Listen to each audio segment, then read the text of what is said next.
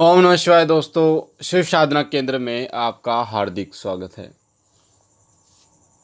दोस्तों, कुल देवता के बारे में कैसे पता करें, कौन है आपका कुल देवता, ये प्रश्न कई भाई और बहन कमेंट में पूछ रहे हैं।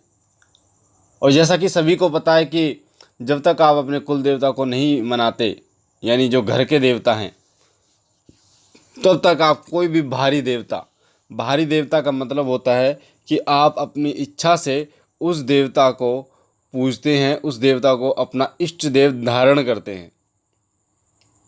जबकि कुल देवता वो होता है जो आपकी परंपरा के रूप में पुश्तों से आपके घर में पूजता आ रहा है, और वो आपके घर की गद्दी का मालिक होता है। यानी कि आपके घर की जो शक्ति है, घर की जो गद्दी है, उसका रखवाला होता है, मालिक होता है, सुरक्षा करता है हमारे घर की, हमारे परिवार की। हमारे वंश को आगे बढ़ाने में हमारे घर के कुल देवता का बहुत बड़ा योगदान होता है। साथ साथ हमारे घर में बरकत आना, पैसे देने में बरकत आना, बीमारियों को रोकना, हमें रास्ता दिखाना, इन तमाम कार्यों के लिए कुल देवता अग्र पूजा का अधिकारी होता है। और इसलिए कुल देवता को बहुत बड़ा स्थान दिया गया है। कुल देवता कौन होते हैं, इसके बारे में मैंने डिटेल में डाल रखा है एक वीडियो, जो आपको शिव कृपा परिवार, जो हमारा चैनल है, पुराना चैनल, जिसका लिंक आपको डिस्क्रिप्शन में मिलेगा, उस पर डाल रखी है वीडियो कि कुल देवता कौन होते हैं। और आज जो मैं आपको बताऊंगा कुल देवता के बारे में कैसा पता करें, कुछ जो तरीके बताऊंगा वो तरीके हैं जिनसे आपको अपने कुल देवता के बारे में पता ही चलेगा। कोई तुक्का लगाने वाली बात नहीं होगी। एक बात और मैं आपको बता दूं, अगर कोई दूसरा तरीका आपने सुना हो या यूट्यूब पे आपने कोई आपको बताता है कि कुल देवता को ऐसे पता करें, तो कई बार ऐसा होता है कि मान लीजिए कई लोग आपको बता रहे हैं कि स्वप्न के माध्यम से आप अपने कुल देवता का पता कर सकते हैं। तो जब स्वप्न के माध्यम से कुल देवता का पता करते हैं, क्योंकि जो स्वप्न होते हैं ना, वो हमारी दैनिक दिनचर्या के हिसाब से हमारे रात को दिखते हैं, और साथ साथ में कुछ देवी शक्तियों के कारण दिखते हैं। पर स्वप्नों के माध्यम से संकेत मिलते हैं। अगर आप संकेत समझ जाते हैं तो ठीक है, नहीं समझ पाते तो ऐसा ना हो कि किसी और देवता को आप पूजने लगें। और अगर आपने कुल देवता को ना पूछ कर किसी और देवता को पूजा, तो घर में दिक्कतें शुरू हो जाती हैं। तो कुल देवता को पता करने का जो पहला तरीका ये है कि आप अपने बड़े बुजुर्गों से पता कीजिए। जो आपके पापा हैं, आप उनसे पता कीजिए। आपके दादा हैं, उनसे आप पता कीजिए कि आपके कुल देवता कौन हैं। अगर फिर भी वो नहीं बताते, तो आपके जो चाचा हैं, ताऊ हैं,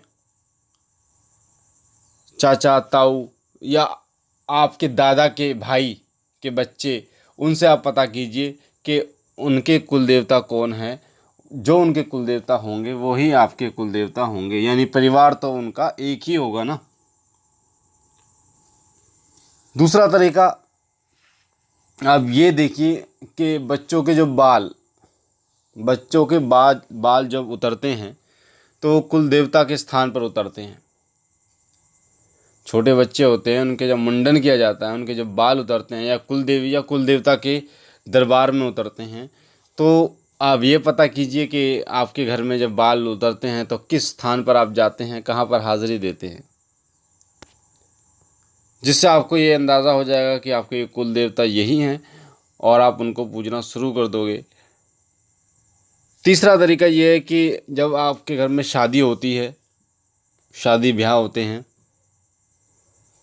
तो दूल्हा और दुल्हन की गठजोड़े की जात लगती है। गठजोड़े की जात कहते हैं उसे। कुल देवता के दरबार में लगती है, कुल देवी के दरबार में लगती है। अधिकतर वो कुल देवता के दरबार में लगती है। जैसे हमारे गोगा झारवीर के दरबार में लगती है, बागड़ में। तो आपके घर में अगर किसी की शादी होती है, तो वो गठजोड़े की जात आपके कुल देवता के दरबार में लगेगी। क्योंकि अधिकतर हमारे परिवार को पूजते हैं, भोग भी निकालते हैं, दरबार में भी जाते हैं, पर उन्हें ये नहीं पता होता कि कुल देवता क्या है। उन्हें सिर्फ ये पता होता है कि हम तो जी इनको पूजते हैं, तो कुल देवता के बारे में इस प्रकार से आप पता कर सकते हैं। इन तीनों तरीक़ों से आप पता कर सकते हैं, जो कि जेन्युइन तरीके हैं। इसमें किसी प्रकार की शंका वाली बात नहीं है। बाकी मुझे आशा है ये जानकारी आपको पसंद आई होगी। और अगर आप पहली बार हमारे चैनल शिव साधना केंद्र पे हैं तो आपके जो सीधे हाथ पे लाल कलर का बटन है सब्सक्राइब का, उसे दबा दीजिए ताकि आप शिव साधना केंद्र परिवार से जुड़ सके। हमारा पुराना चैनल जिस पे 200 से ज़्यादा वीडियो हैं उसके लिंक डिस्क्रिप्शन में मिलेगा आपको, उसे भी सब्सक्राइब कीजिए, जिसमें हम मंत्र साधना और भी भक्ति भक्ताई से रिलेटेड बहुत सारी जानकारी डालते रहें और आपको मिलती रहे। आप भक्ति के पथ पर आगे बढ़ते रहें, मोक्ष धाम के लिए आगे बढ़ते रहें।